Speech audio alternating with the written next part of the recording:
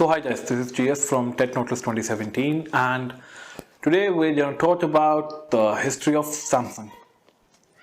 Alright, so you're seeing cell phones from Samsung way back in 1988. It all started, alright, with that, at that time it was normal, but a weird looking, banana looking phone. Not the color, just the size and the girth. Right, that was SH100. It was a good cell phone at that time because that was you can say the only cell phones available. They were Motorola, Nokia, and all that. And Samsung was actually started in 1939. They released their first cell phone in 1988. So only in Korea at that time. It didn't set the world on fire, selling only a couple of thousand units, but the journey had begun, and a mere 20 or so years later, they solidified their positions at the top. Then they entered Europe in the year of, not so sure, end of September 1988, guessing. I have written like a little bit of script in it, right? But not like everything. Whatever I've learned, read, it's here, right? So the cell phone was SGH600, all right? So that was another phone with that matrix style flip thing. Means you open it up. It opened like this, and phone was on and all that, right?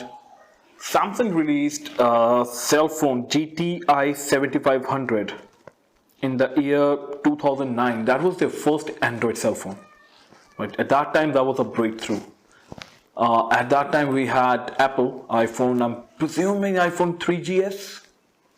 Not sure. Yeah, at that time iPhone 3GS. 2007 was the year for iPhone 2G. 2009 was 3GS or 3G, I'm not sure. It was either one. It came with Android 1.6 Donut, alright, and upgradable to 2.3 Gingerbread. If you remember those days, then yeah, we've grown old a bit. Yeah, we are old. It had a 1500 mAh battery, 320 by 480 pixel.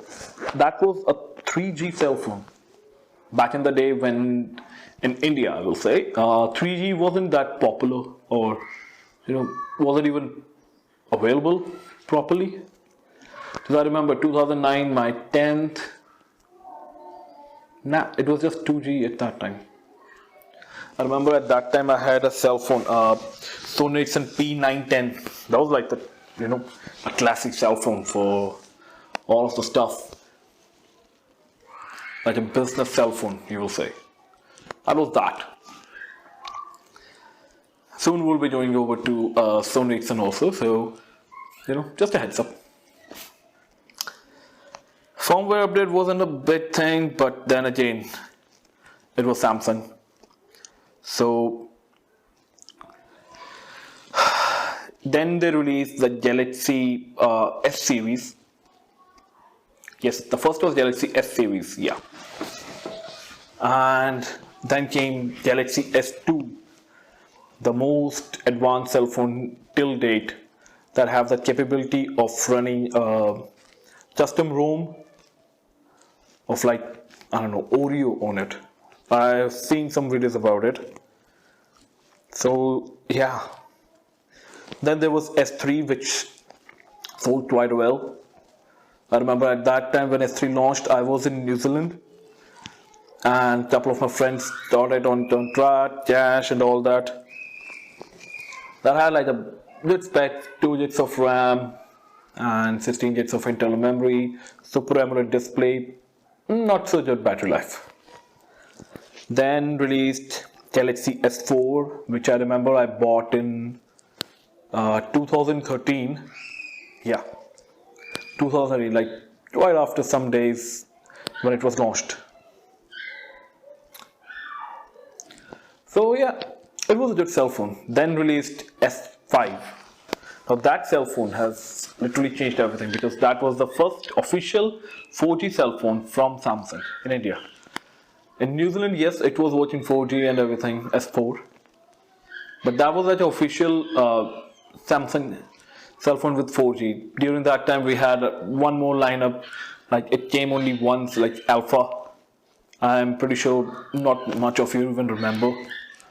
But then there was Note series that literally grew up.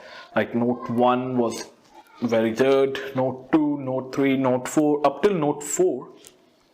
It was, upgradable, replaceable. Alright. Note 3 was a really good cell phone. Even right now you can buy a Note 3 refurbished. I can't speak. Note 3 refurbished on Amazon. I'll link down one for you. Alright. For around 9,000. If you consider that, there are 3 gigs of RAM and 32 gigs of internal storage with 4K camera. Not so good, but 9,000. That was a really good cell phone. Powerful. Snapdragon 801. Alright. And after that came Note 4, Note 4 Edge. That was the first cell phone with the Edge technology. Didn't sold much. I had Note 4. I was looking for Note 4 Edge. Wasn't able to find one on OLX. Yeah, I'm a cheap bastard. So then came Note 5. Note 5 was really good with the camera along like S6. Alright. And it was good. Right in the camera clarity at the back, at the front. Screen was high resolution next. Screen was high resolution.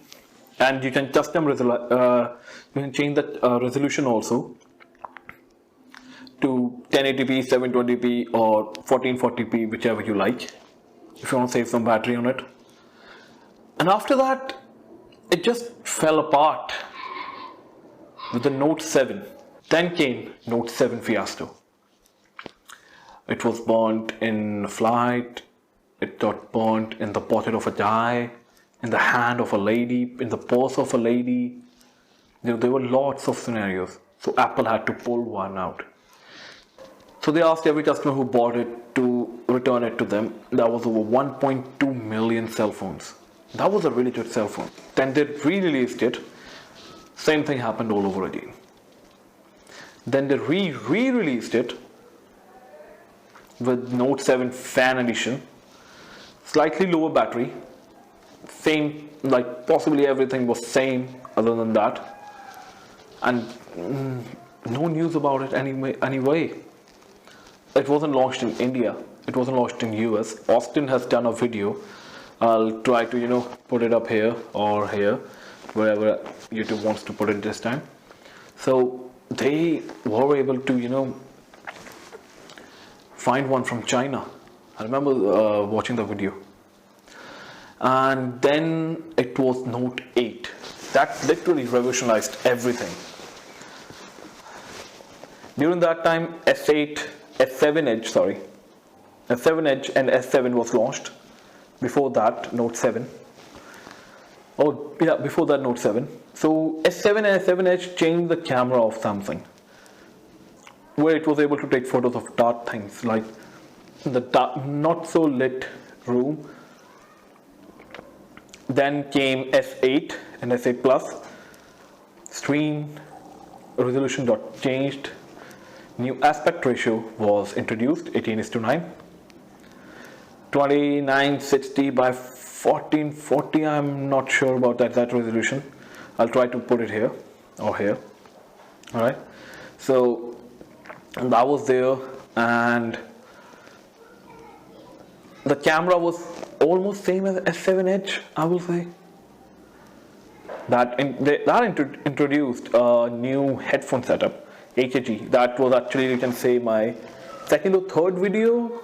I'll try to put it over here. All right. because that was the video that, basically started my channel. So like a big thing that I reviewed. I was supposed to review like a year-old also, but unfortunately I had to sell it because it was broken, my S8 Plus.